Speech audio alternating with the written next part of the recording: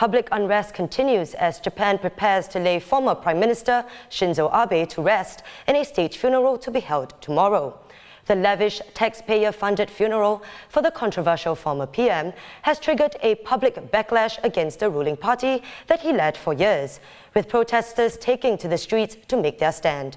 The state funeral, which is estimated to cost 1.66 billion yen, will be attended by around 50 current or former world leaders, including Singapore's Prime Minister Lee Hsien Loong. Joining us now is ST's Japan correspondent, Walter Sim. Thanks for joining us, Walter. So we've seen public anger on the ground over the state funeral. How strong are the sentiments, and how did the initial public mourning over Mr. Abe's shock assassination come to this? Well, the sentiments are very strong indeed, and opinion polls have shown that at least 6 in 10 Japanese are against the state funeral.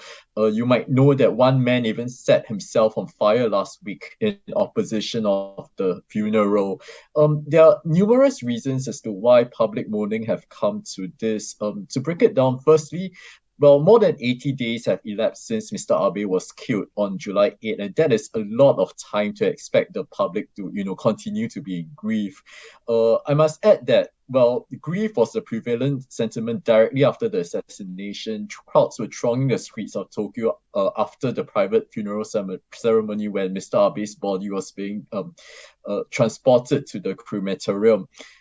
Second, modern Japan is not used to the idea of state funerals at all. This is the second state funeral to be held in its post-war history. The idea of a state funeral, in fact, is pretty much a relic of the pre-war imperial constitution, and even Japan's only prime minister to have been awarded the Nobel Peace Prize, Mr. Eisaku Sato, was not accorded a state funeral at all. This has given ground to legal experts who pretty much argue that this whole event is unconstitutional. To kind of make matters more complicated is the fact that Prime Minister Kishida kind of pretty much decided on the state funeral on his own without going through parliamentary processes. Thirdly, Mr. Abe was a controversial prime minister. When he was alive, he had a slew of scandals that tarred his name, even if he was a well-respected statesman abroad. Also, the state funeral is budgeted to cost a whopping 1.66 billion yen, a figure that might well rise even further. But I think the most damning reason really is the revelations of the ruling LDP's ties with the Unification Church. This has been seen as a problematic group for its alleged coercive tactics, and this has gotten pretty much relentless coverage in Japanese media since the assassination. The LDP's credibility has also been called into question after a probe of its lawmakers. A probe into its lawmakers' ties with the church have been found wanting. Many lawmakers who denied ties eventually were found to have attended church events, and this kind of hurt the credibility of both the probe and of Mr. Kishida's government. So, Walter, as you mentioned, it has exposed the links between the government and the Unification Church.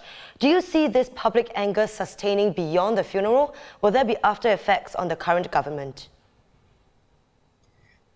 Well, that's a difficult question. I really cannot predict whether public anger will sustain beyond the funeral. There's every chance, of course, that the televised coverage of the state funeral tomorrow, public broadcaster NHK is going to air the event live. There's every chance that this would shift the public mood.